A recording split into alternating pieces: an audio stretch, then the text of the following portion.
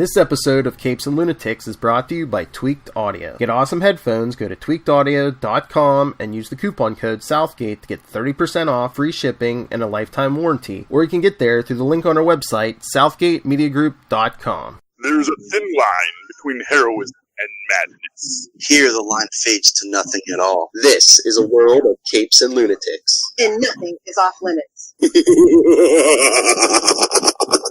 All right, we're going to dive right in because we're reviewing X-Men Dark Phoenix with our friends, and you know how this is going to end. I mean, I kept saying it offline, but this movie was a literal train wreck. Not spoil the ending, but and almost in space. Kind of familiar territory, no? It's Lunatics 108. Okay, Lilith, starts right now. No, 108, 108. Was that good, Lilith? You're so petty. I love it. Oh, I'm a petty little bitch. Anyway, it's the Lunatics. Dark Phoenix. I am Bill. Joining me as always. New Jersey's favorite drunk. It's Charlie, the Professor Esser. And you know what the best part of this film was? What? Gourmet Spider-Man popcorn. An AMC original. All right, and our other regular, Florida woman herself. Hey, y'all, it's Luke. And we have our special guest. Not one, but two hosts of Fighters the Walking Dead podcast. The most basic podcast ever. What, Diane? Hey, everybody. And her sister's little drunk. Hey, it's the other half of the Real Housewives. Hey. Who wants to unload first? Okay, hold on. I just have to say this. I just have to get this unpopular opinion out of my mouth, or though it's pretty popular at this point. Everybody's mad that they're redoing Dark Phoenix, right? So I'm like, but it's supposed to be an apology for the original Dark Phoenix, but you have the same guy that wrote Dark Phoenix directing. Like, what? It had the exact same problems. Exactly. And actually, I want to go you one better. The original Dark Phoenix was better than that because it was technically, I believe, spread over 2 movies, wasn't it? I'm going to agree with you. I liked Last Stand way better. Technically, but I think they pulled a Game of Thrones and forgot that she actually had the Dark Phoenix powers in Apocalypse. Is it just? Yeah. So actually, in the last movie, they had the Phoenix Force show up at the end. It's like, well, if it didn't enter her until this movie, what the hell was that?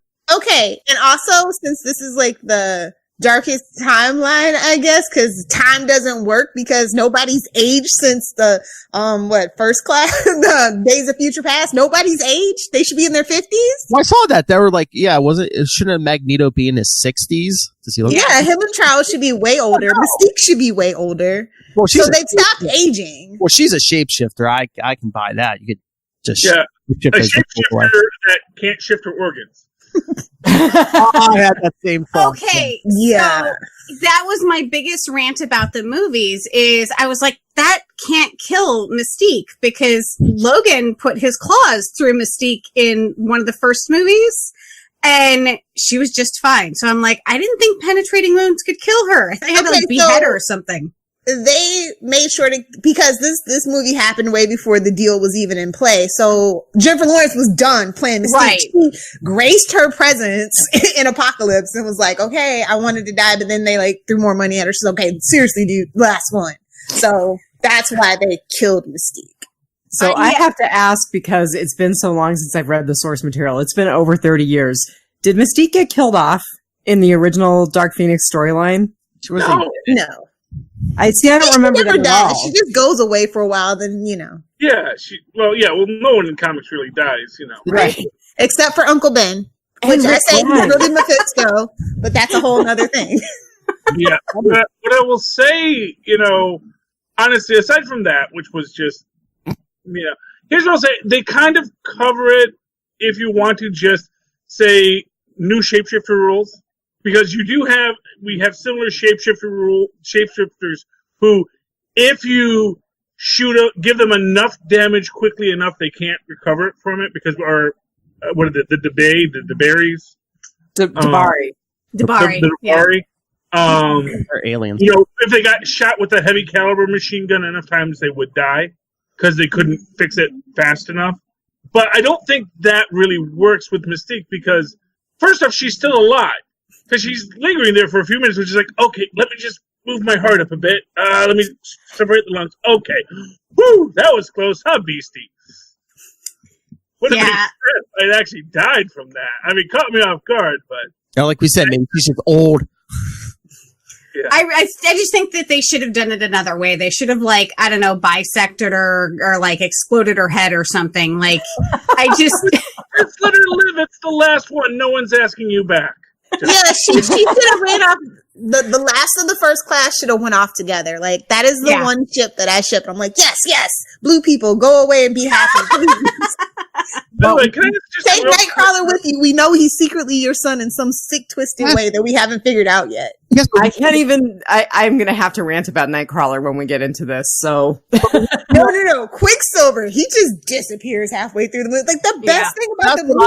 But Charlie saw something. They do have him. He's got like a neck brace because he like hits the ground and rolls when she does that whole Superman and the Flash thing where he's like, I see you even though you're moving super fast, and then like knocks him down.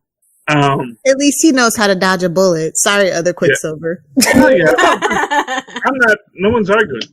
And it wasn't that he couldn't dodge the bullet, it's that he put himself intentionally in front of the bullets because that was the only thing he had to save Hawkeye's life. Because God forbid we deal with him being Magneto's son in the last movie. Yeah, well, you didn't do it in the last one. Why would you do it here? You know, it's honestly, there's been nothing. It is so hard to find something. This is like if DC made Marvel. I mean, it is Fox. Yeah. It's the Fox Studios. I know, but it just goes to show you, it has nothing to do with the source material. It's really just, you know, what is the studio deciding to do? And because the original recut, edit, reshoot sounds kind of like Batman v Superman. But it's like someone like there's been always they had plans for this big epic Fantastic Four X-Men crossover. It's like, yeah, he had so much time to do that. Well, honestly, they had more than enough time to always do that. They had 20 years. You had your time. Yeah. You know, it's important to remember X-Men came out about the time. What was it? It actually came out before. It actually came out before Raimi's Spider-Man, didn't it? Yeah, the first one. Yeah, This was the first franchise. It was like, superhero movies could make money. Yeah, and they did nothing with it. You know, they ultimately ruined it. Yeah. Yeah, I mean, as someone who was a huge X-Men fan way back in the day, like back over 30 years ago, this is a very disappointing climax to this franchise. That's everybody's consensus, and I have to wholeheartedly agree with it. I did find like all the Easter eggs pretty cool, just the execution was crap. I was like, you picked the new mutant costumes? This is what you want to be comic book accurate about?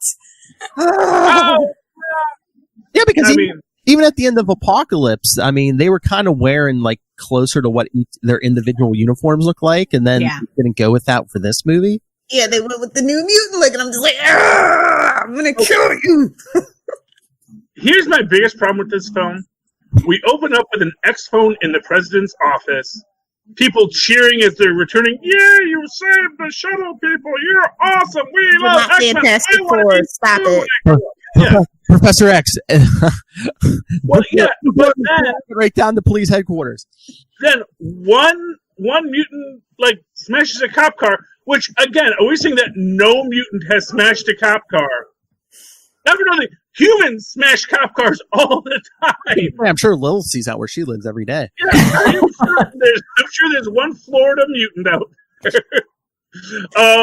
It is mostly swamp. We do it in Michigan too.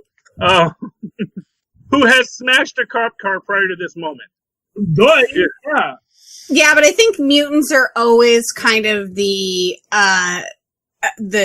undercover other, you know. So yeah, but then you got to transition that. They just wanted the shot for the person with the sign in the back, X-Men Forever. And I'm like, why are you reminding me of all the worst stuff that I hate about X-Men? No. I know we all love Chris Claremont, but God, stop kissing his butt. Your nose is super brown. Just take a break. I'm guessing if you want to argue some deeper political meaning, that they're trying to highlight the idea that, America went from Obama to Donald Trump so quickly. What happened? But if you watched CNN or MSNBC or even Fox News, you knew that wasn't quick. That was like this whole unfolding process of that entire event. And we get none of that here. Well, that's the whole work of these movies. We go from 1975 to 1992. We're not quite there yet. It was like, 1992. You tried so hard to be likable, didn't you? Tried to keep us a little from the TV show, the whole thing. And it's just like, this nostalgia ride is not a good one. Well, the mutants have always been supposed to be like the analogy for showing racism and stuff. But yeah, this movie it turned in like 5 minutes. Yeah, but it's because not for nothing. If they could have done you could have fixed this all with a J. Jonah Jameson kind of character, or just you have a cable news anti-mutant guy, kind of says, inflammatory. Everyone's darling, Jean Grey, who, for what it's worth, was up until this moment everyone's darling, is going crazy with her crazy mutant powers. Yes, or she can't control it. You know, they're dangerous because they can't control their powers. Yeah, but, lock her up. Yes, but do you think this movie would actually take the chance of someone thinking, "Hey, yeah, Fox News is bad"? This Fox-made movie, do you think they'd really? The Simpsons do it all the time. Yeah. Well, they wrote that into their contract. Well, So. they're immortal, so yeah. Yeah. But Okay. I mean, that's the thing. It wouldn't have been that hard to have, as you've said, Phil. This isn't that long of a superhero film. No, it was under 2 hours. You know, It's 114 minutes. Yeah. Yeah, 154. Yeah. I do have a couple of positives, just so we don't lose sight that there actually was some good stuff in this movie. I actually have a Somebody finally called Professor X out on his crap. Yay! So I really so that was one of the things that I really loved was that Charles Xavier was so conflicted and He so did the screwed up. wrong thing for Yes. the right reasons. Yeah. But my favorite part of this whole movie was Michael Fassbender as Magneto. He really brought a lot to this movie. I felt like he was really the best part of the movie. He made the character likable. He kept him from being a cardboard cutout of a supervillain. I really liked him. Back. I just want Patrick Stewart back. That's Yeah, all I want. that is true. Although I do think for this movie, Magneto was the saving grace. Yeah. Agreed. Yeah. Well, like we said, chronologically, Logan is still the last X-Men movie. Yeah. You know, so we can always say, well, no, X-Men was the last one, or Logan was the last one. So that's how the whole series ends. And they're still trying to figure out where to drop New Mutants. I was just going to say, Halloween. the reading that I have done is that MCU Disney is going to try to reboot the X-Men somehow. Have you guys heard anything about that? Do They you know have what to they're going to release do? New Mutants before that, and then there's going to Yeah. be supposedly a 2 to 3 year cooling off point. They really want to focus on Fantastic Four because, God, I mean, at least X-Men have had 2 or 3 good movies. Right. There's never been a good Fantastic Four movie. And Amen they are to that. really the first family of Marvel, and they need to put some respect on that name real quick. So. Yeah. The one thing I really loved about it, and this was actually the one thing that almost saved the movie for me, is in the bar, there's a person who looks exactly like a comic, except he's not smoking, because you can't smoke in movies nowadays. Unless you're a villain. I don't Guy, think you can, I don't think. yeah, no, you're not allowed to smoke anymore. Not even Wolverine can smoke in the movies, I don't think. There's a guy who looks exactly like Weingarten in there, and it turns out that that's Jean Grey. But it's a very comic book accurate design for Weingarten. And I was like, oh, Weingarten. And at first I thought, it's going to be Weingarten. They actually are going to put him in here. But no, it's just Jean Grey doing the Weingarten thing, casting the glamour on people, making herself look like this old, decrepit mutant with the big floppy hat. So, to me, and that was great for me. Everything else kind of just uphill after that. Wow. That's sad. That was the one good moment. Yeah. That was one good. And Weingarten, isn't that where Marnell lives?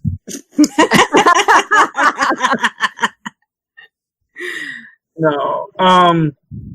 The aliens, I did not think helped the story at all. At all. Okay, It was help me extra understand that.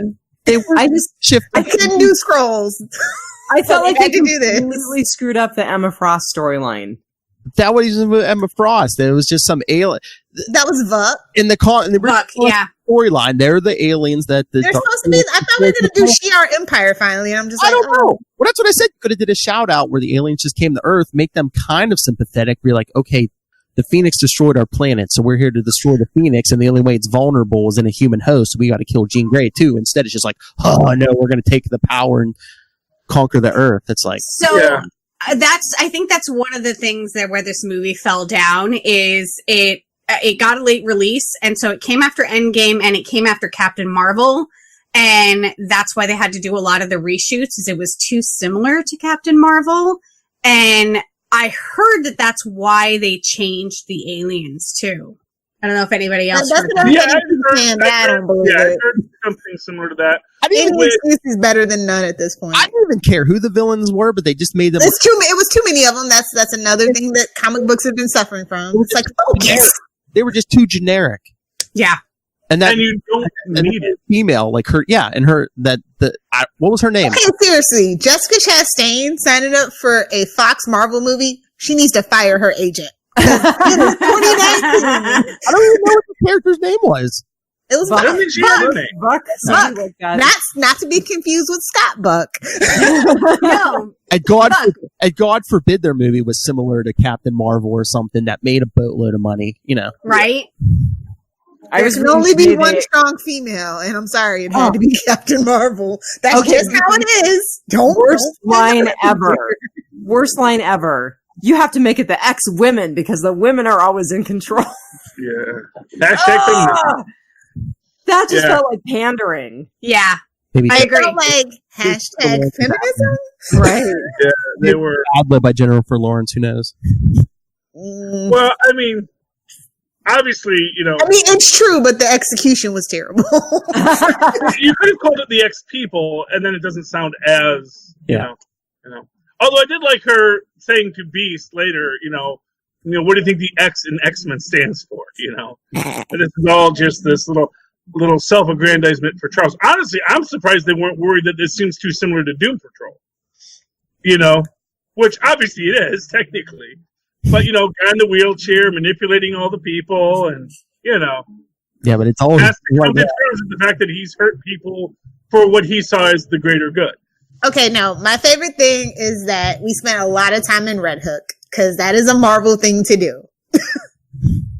Well, At least they got that right. that scum, that hive of scum and villainy. Although, I gotta say, again, why are they changing Jean Grey's origin after we already established Jean Grey's origin? Because it's in the timeline. Nobody cared. Nobody was paying attention. But no, we established the idea that the trauma she suffered was being in her friend's body as she died after she got hit by a car. And then we don't even get, I'm in my mom's mind as she's dying and I'm feeling my mom dying. Which I would go, oh, okay, that's a neat take on it. And she feels that fault. Great. Do none of that. Just her dad's mad because, the kid was the kid was screaming in the back seat and they got into a car accident. If you're a parent who's blaming your kid for screaming in the back seat that caused a car accident, you're probably a bad parent. Later, he shouldn't have. This also wasn't too far removed from the time when guys would just commit their wives to insane asylums and leave the family. I'm just saying, they're not too far removed from that. 1975. It was still an overreaction, but It was still in the 60s. when he said, "Look, go and if you're going to look all the way," and when she went in his head, when her mom was saying something to her, I think Jean turned like she put her mom to sleep. That's what caused the accident. Right. I know that's technically what caused the accident. I'm just saying. Action, yeah. I'm just saying, a distracted driver could have just as easily been there. He was just a racist, Charlie. He didn't want a muty kid, Oh well, yeah, that's. They can't be all Von Struckers. Yeah. It is what it is. But like I said, it's more annoying to me just because it's just a major departure from what her standard issue origin is. And we've already seen her standard issue origin in the ostensibly related Patrick Stewart storyline. Yeah, well, Days of Future Past was supposed to change the whole timeline. It's not that it changed it. We just branched off. We just branched off. Yeah, so we could bring the new... Well, actually, technically, no. See, that's the thing, is technically it doesn't, because when Wolverine comes back, all the X-Men, and it's the Patrick Stewart X-Men when he comes back. Yeah, so we actually have two different timelines, and we're focusing on this young kids instead of the other one. Jean and Scott met Wolverine in Apocalypse when they were running around that Weapon X base. Yeah. Instead of them in the year 2000. In the year 2000. And, honestly, that they couldn't have gotten a Hugh Jackman cameo in this. No. Again, they couldn't use old footage. Nothing. Let's have nothing for Hugh Jackman, and let's make sure that we take out our most popular character, Quicksilver, as soon as possible. What are they saving money or something? Justice for Peter Evans. And I do get the feeling that they kind of wanted to make this be their, last stand, if you will. Well, no, they wanted this to be their Captain Marvel. They wanted this to be, okay, chick superheroes are big now. Let's do a big story about our big chick superhero. And then somewhere along the line, they screwed it up. Because you notice that it's all very much, very, very Bechtel-y. We have all the big interactions between Mystique and Jean Grey early on about talking about the feelings. Of course, eventually it is, of course, a man who saves her. So. But Lilith, you said they were making this movie before the deal went through? Yeah, this movie's been in the process. Like, the script and everything had final approval way before this deal. So that's what I thought, but it smacked of me. Like I said, any excuse is better than none. You got to have your PR people out there spinning the wheels. Like, that's just how it is. It just smacked me of like, okay, this is the last one. Let's get it over with. But it wasn't. At that point, it wasn't. So yeah, I thought they were going to have. This should have been two movies. I mean, yes, exactly. It felt very rushed. So it was actually supposed to be two movies, according to an article that I read today. And I really felt like the last 45 minutes of this movie felt like a setup for another storyline. Was this the Justice League problem? Was it a much longer movie and they pared it down to just under 2 hours? I didn't get why they cut it into one, but yeah, they probably really did want to get it over with. Okay, once the deal went through. I want to see the original cut, because I'm sure they had to cut out a bunch of stuff to add the train scene. So I would love to see the original cut, and maybe that would make more sense, that it wouldn't feel so rushed. Nobody's clamoring for the Kinberg cut. Sorry. Hey, I sat through this. I would sit through that. Yeah. It's still in all, it wasn't as bad as Aquaman. Oh, I have to disagree with you, my friend. I don't know. I didn't. This movie was awful. Aquaman is watchable. I'm not a fan of a lot of movies. But it strikes me as weird that there aren't. I have not seen the Jean Grey Defenders for this film yet. Y'all know I love my redheads. I got nothing to say. Yeah, Sophie Turner was not Jean Grey. She was not the original Jean Grey. She never was for me. And I love Sophie, but right. she's never been Jean Grey for me. She's Queen of the North. She can't be Jean Grey too. This was only really the second movie she was Jean Grey, and they never gave her time to build up that character enough to care about. By the time you should have cared about the character more before. But I'm just saying, normally just from the fan base, you're going to have people who are just going to blindly say it's not as bad as they're saying. Here's why it's good. I haven't seen that yet. Oh no, you don't have your Tyler Patricks defending this movie. No. Normally, if nothing else, just like there's always that one comic book that say, "I'm going to say it was awful," just so I get the clicks. I would assume there'd be someone out there say, "Actually, it's really good, and here's why you should click on my website." Well, that's what I said. Even the best reviews I saw were just kind of not quite soft, and not quite hard. Yeah, very mixed. Like it's mediocre. Yeah, it's mediocre. To quote someone on my Facebook feed, the best thing I could say about it was meh. Yeah. Yeah. Well, like I said, there are names. You can get the Spider-Man gourmet popcorn, which has a sweet vanilla flavor. It's kind of like Cracker Jack. Oh, I got to warn you, don't drink it with a sugar soda because it is going to get too much sugar unless you're spreading out. Get something that's savory to go along with it. And you can get a mix. And we should have thought of that, me and Tristan. We realized later they will mix it for you. So we could have done like the cheese and the Spider-Man, and then we get like a savory. Did Tristan like this movie? Oh wow, because he gives movies a lot of leeway. He's very open-minded. Okay, not for nothing, Lilith.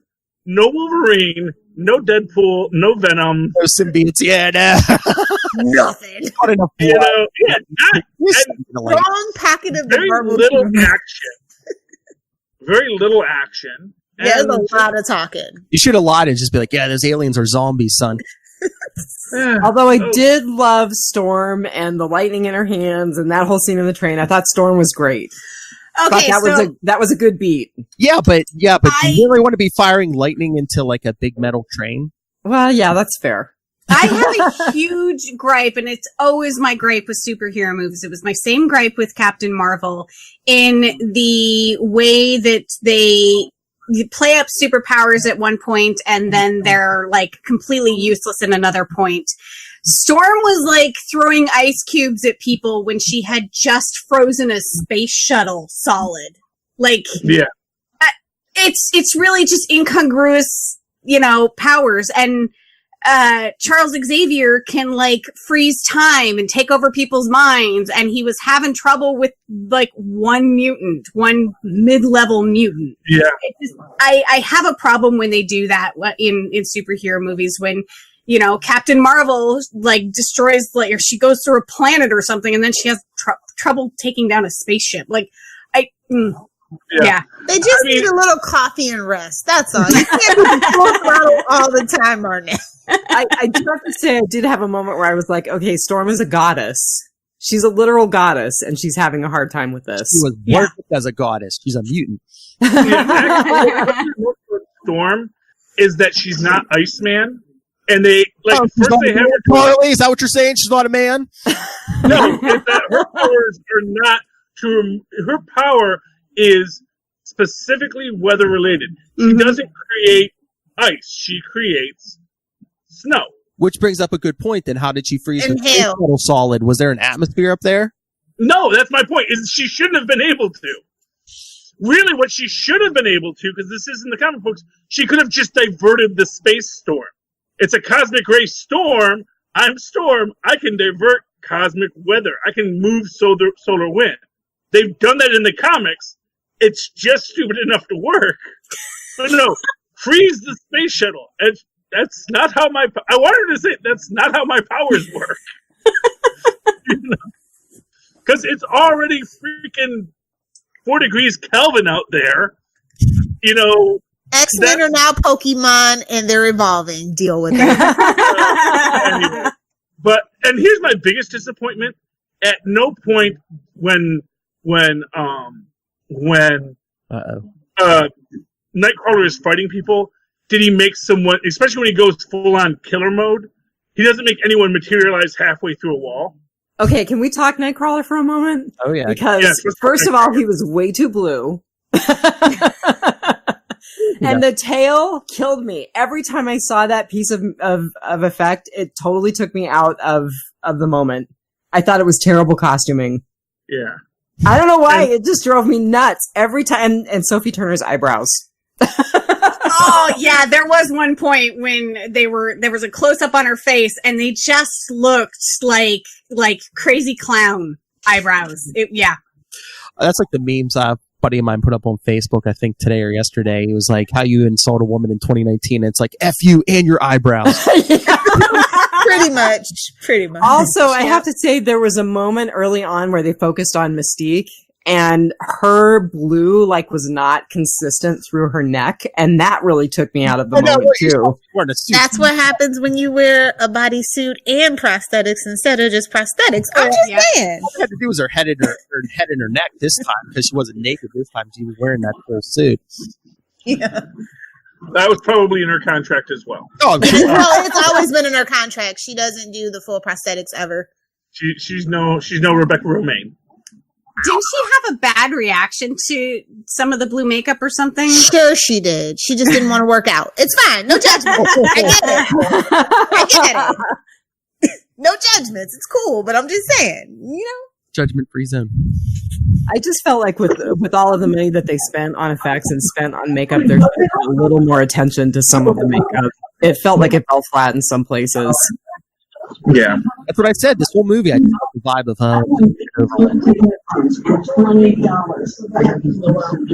So we got a little glimpse of Celine, and I'm just like, okay.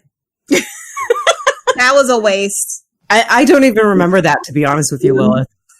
What's the girl's name? What? Coda Eberhard or whatever. That's who she was supposed to be. Celine. Oh, Celine? I don't know. Yeah. And someone tell me about Dazzler, because I don't remember Dazzler, and there was all this stuff about her. It was supposed to be Taylor Swift. What? Taylor Swift in the last movie in Apocalypse, she was supposed to be Dazzler, but it fell apart. And I was just like, oh. And I'm not even like, cool. I got bad blood with Taylor Swift, but I thought that would be perfect casting, actually. Could have saved your movie with Tay-Tay. I'm saying. Talk about your cool after credit scene. I'm just saying. So was that? Well, it would have been nice to actually have them do something with Dazzler. Yeah. I was excited when I saw Dazzler. I was like, oh my gosh, it's Dazzler. And even Tristan was like, who's that? And I'm like, that's Dazzler, son. What's disco, Dad? Something that's dead. My kids know what disco is. I've raised them right. And also, disco's cool again. Is it? Is it? Yeah. Disco's just hip-hop with less of a backbeat.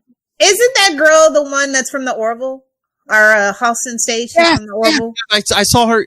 Was she Dazzler? Yeah, that's who Dazzler was. I saw her name in the credits. I was like, wait a minute, where was she at? Okay. Yeah. Where did she play in Orville? Exactly. Lieutenant some whoever. That first I think the one that left, right? Yeah. The old security officer. Oh, yeah. Okay, well, that's cool. Yeah, she was Alara. She was Alara Katan. Yeah. Well, very awesome.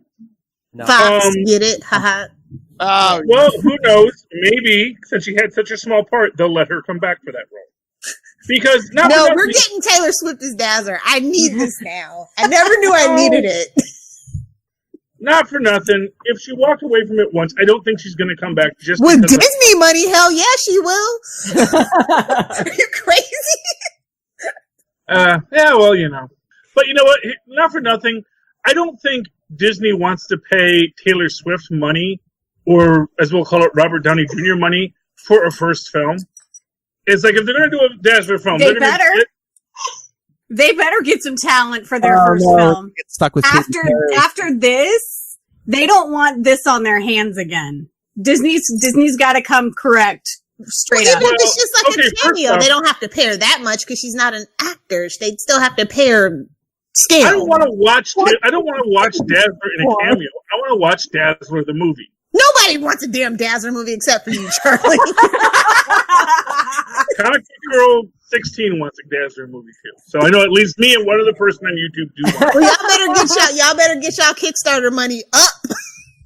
Ben, back in the 90s, I was trying to procure the rights with no money because I was stupid and a teenager.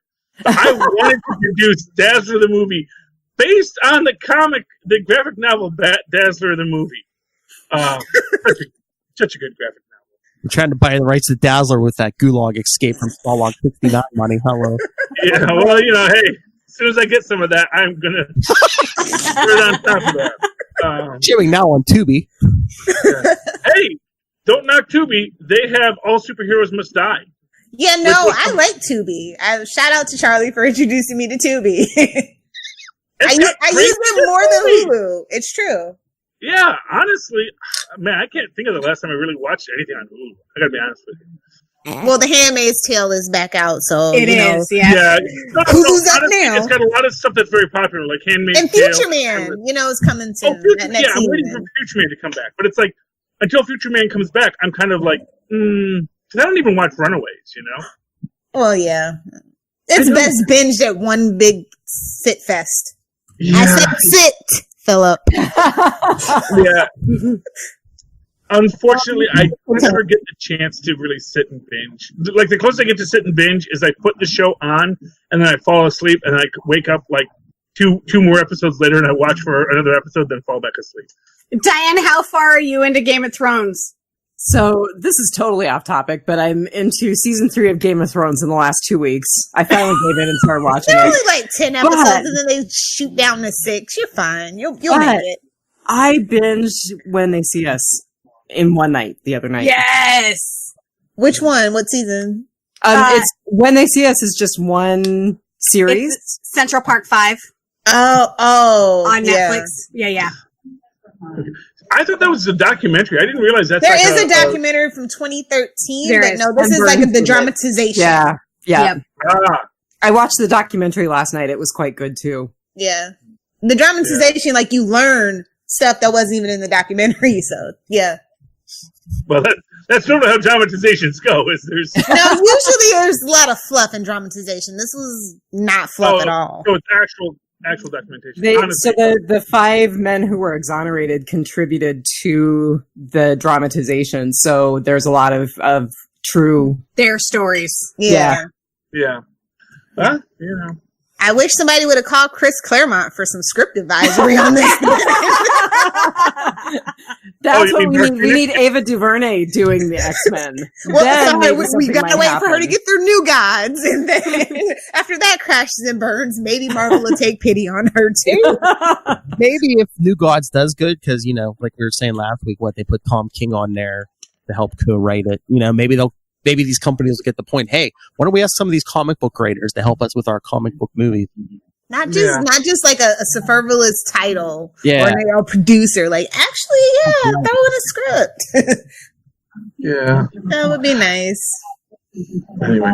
But yeah, Dark Phoenix. I Solid like D it. plus. D is in dog for me. Yeah. Oh, D plus. Okay, yeah. I'm not going to be that harsh. It did have one solid shout out to Weingarten. And I'm going to give it 3 out of 5 impaled phoenixes or impaled mystiques. I will say this. This is also the best part. This was the best part for me as a guy with my son watching this movie. When Cyclops starts to pixelate, me and Tristan both at the same time said, he doesn't feel too good. Everybody said that. Well, but it was an important bonding moment for me and my son. So that made it for me. So for that, they get a solid C. You next too. I'm going to give it a solid C. Philip, that's my line. I'm giving them a gentleman C. They almost made C minus, but you know what? Those two things that me and my son could share this moment to make a wisecrack at the film together, and that they did give a Weingarten cameo, that made it for me. So they're gonna graduate. All right. So Diane, did you give it a grade? Yeah. So I gave it a 3 out of 5 impaled mystiques. All right, Marnell, put down your drink. What did you give it? I gave it also a C. I was entertained and full disclosure, I have actually not seen the last 2 X-Men movies. The last X-Men movie I saw was Days of Future Past. So, yeah, maybe if I watched the other 2. No, that was a good decision. Yeah, I tried to rewatch Apocalypse today, and I was like, "What was I thinking?" Oh, well, I did see Logan. I saw Logan in theaters. Okay. Yes, yeah. So it kind of stood alone because it was probably better that I hadn't seen the other ones, because I was like, okay, Days of Future Past happened and it completely changed the timeline for everything, and none of that other stuff ever happened. So I'm good. Like, if you made the right choice. Yeah. Okay. So I gave it a solid C. For as much as I gripe about the incongruity of everyone's powers, I do like to see mutants battle each other because they are so mismatched in their powers. I mean, you've got somebody who can, like speed through everything against somebody who can control the weather, against somebody who has, like, I don't know, sentient dreadlocks. No! Hey, I gotta talk about that. The hair animation on this was fantastic. If they had that hair animation in Humans, it might have been watchable. Might have been. What character was that? Was that a regular character? Like, is that in the comic books? Is that like No. Mandusa or something? Man, He is now. I just made the character. Well, the other problem. I was like, why don't they give like Magneto characters who like have actually showed up in the comic books before? Well, at first I thought that was wasn't Bishop. Genosha. That was a sad sack of Gilligan's Island, not Genosha. Yes. Not a million or ginger in sight. Just saying. Yeah, but at first I thought that was supposed to be Bishop. I said, cool, I might actually get to find out what Bishop's powers are. No. I still don't know what Bishop's powers are, because I only know him from the cartoon, where basically his power is, I have a big gun, and I'm a mutant. He like absorbs energy and he can shoot it back out. Okay, well, they never did that in the cartoon. So he does it with energy like what you do with beer, okay? Charlie doesn't waste it. He knows what's up. Well, it does come back out. Buy beer, Lil, if you rent it. Like, you gotta drink liquor. That's all I'm saying. Oh, that goes even faster, Lilith. You must have a bladder of steel if you can drink liquor, and your body's like, oh my gosh, someone's trying to poison us! Quick, hydrate! Get this stuff out of us. I'm too drunk for this. I'm too sober for this. That was your first mistake. I lost my nipple for nothing. R.I.P. Gary's nipple. He will be missed. And you continue on the rest of the day. Oh, I'm just glad that, hopefully the mutants are in more loving hands now. It's the only good thing about this. Yeah. The biggest problems are that the good mutant films have been so very good that they are hard to follow. What, like the first one in Logan? Yeah, really. I mean, and Deadpool. I thought the second Deadpool. Yeah, that's its own little pocket too now. But I mean, the X-Men did show up in the second one, kind of. Yeah. Now he should be closing the door on them. And here's the thing, because they're not going to be able to do another. Here's the problem for Marvel. It's like, okay, first off, we already have an established timeline. Do we say that X-Men were just in hiding? It's like the same Fantastic Four problem. We have these characters. Are we just going to introduce them now? And how do we describe them? How do we work with them? And how do we introduce them as a superhero team? Then I'll snap them back from another multiverse, from another part of the multiverse. Well, then, but that's a choice. That either mutants are new or mutants have always been around. That's the complexity. So for example, they're gonna come from the Jean Grey Memorial School or whatever instead of the Charles Xavier School. Instead of X-Men's First Class, you're gonna have X-Men Business Class or whatever. Yeah, I will say this. More like economy, am I right? And they rename it the Jean Grey School for Gifted Youngsters. I mean, they kind of did that. They did that in the comics. Minutes, yeah. Well, yeah, after Charles Xavier dies. But they It's all still about his keep ego. the name X-Men. Right. So They should have been the G-Men. the J-Men. The J-People.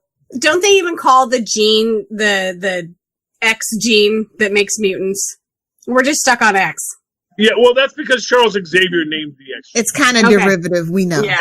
You read normal saga, you find out that there's in canon.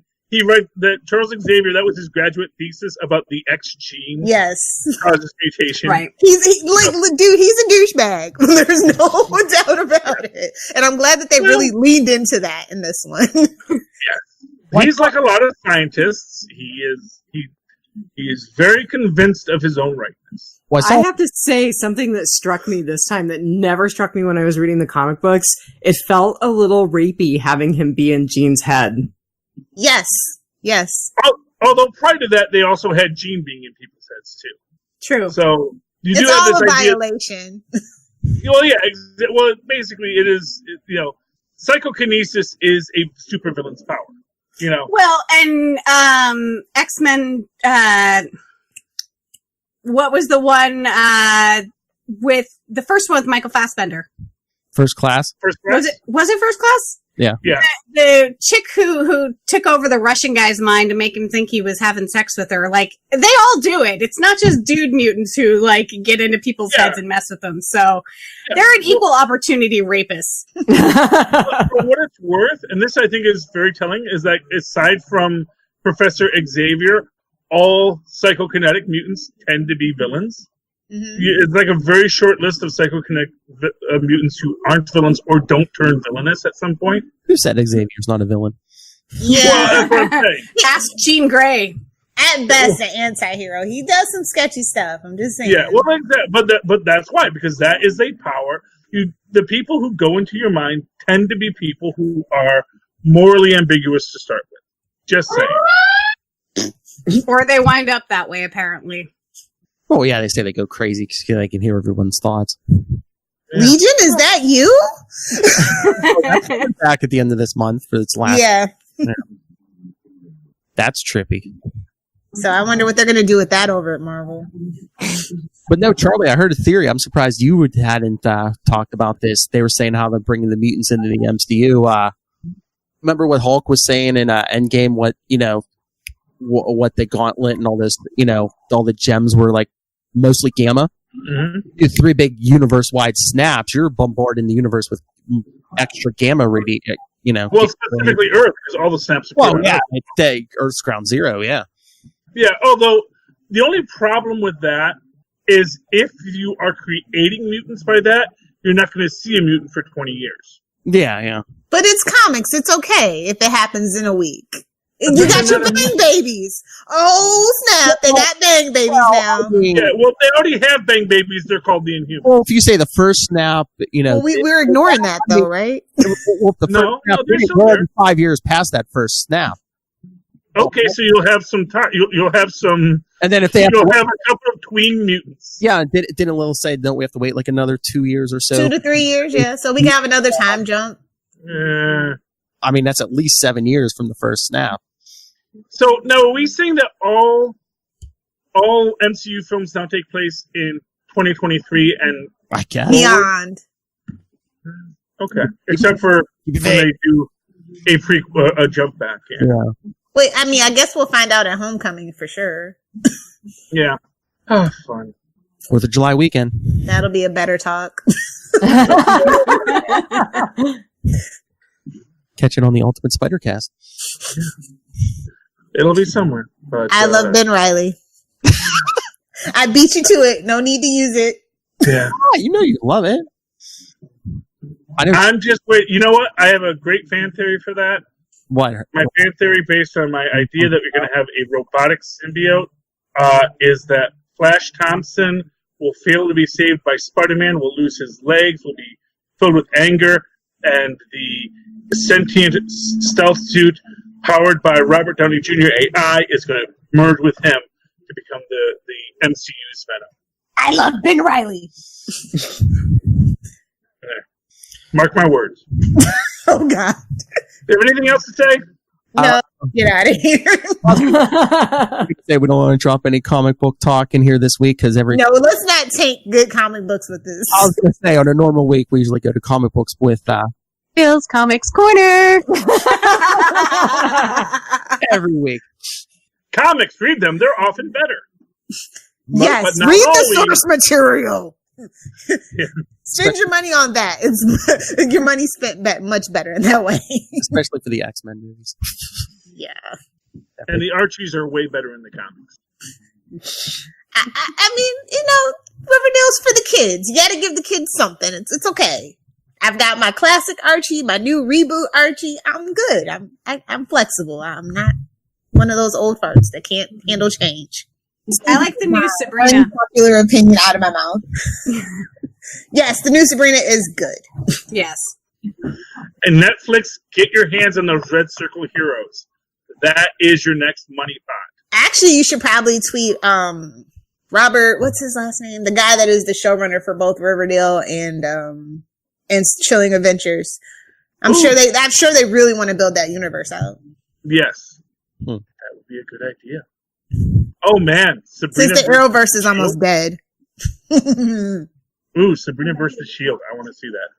Or Sabrina versus the Wizard. I have no idea what the Wizard's power is, but one of the... Well, you know what? They might, because they did do a Red Hood and a Black Hood storyline, kind of, sort of, as a hint to it. So... Wow. All right, Phil, do your damn shameless plugs. Don't you mind me. All right. I'm about to go catch some Pokemon. All right. Send us your thoughts on these movies. Are you glad it's over? I'm sure you are. Anything, comics, TV, movies, Capes and Lunatics at gmail.com. Follow us on Facebook, facebook.com/Capes and Lunatics, at Capes Lunatics on Twitter, Capes and Lunatics on Instagram. The voicemail, 614-382-2737. That's 614-38-Capes. And check out Work in Progress, capesandlunatics.org. All right, Philip, just wait till August. Bring it. I have to drive to the moon. All right. Our guest, I don't know who's going to do it. Dianne Marnell. Where can people find you and Biters? And The best place to find us is on Facebook. Definitely. Facebook.com/Biters Podcast. Right now we are podcasting Fear the Walking Dead, and we are about to get into Good Omens. So we're going to branch off into that. Love that show. Yeah. Yeah. Although loved the book more. Yes.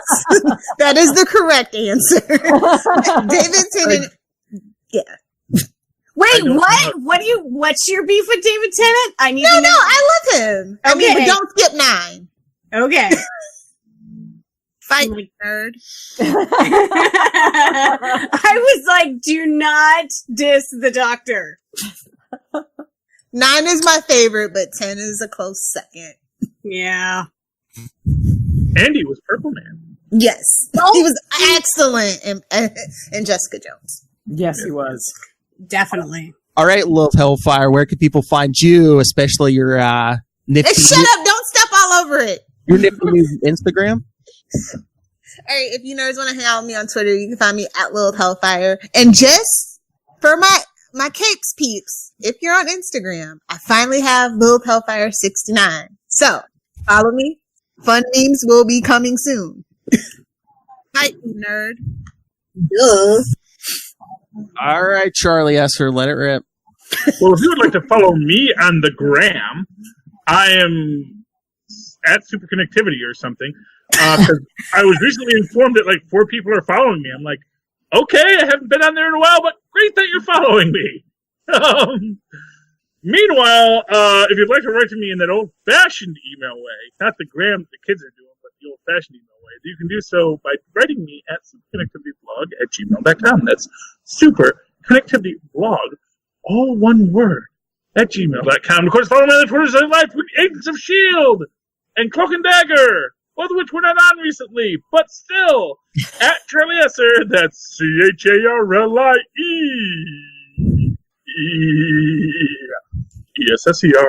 Look for the 2 E's in the middle. For quality. Bing! I have Moz in there somewhere. He's gonna want his nickel. Just got the wristlet out of Rob Southgate's cool dead hand. Anyway, thank you for joining us. Hopefully you didn't have to see the movie yourself. For another week, we have been the Capes. Ampersand.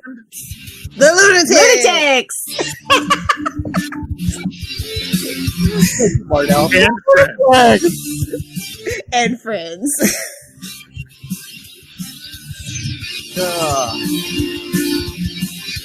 I think Phil is drunker than all of us. He just, puts it in a container and doesn't tell us what it is. I just think is he drunk? It's a Long Island iced tea. I see you. It's a Long Island.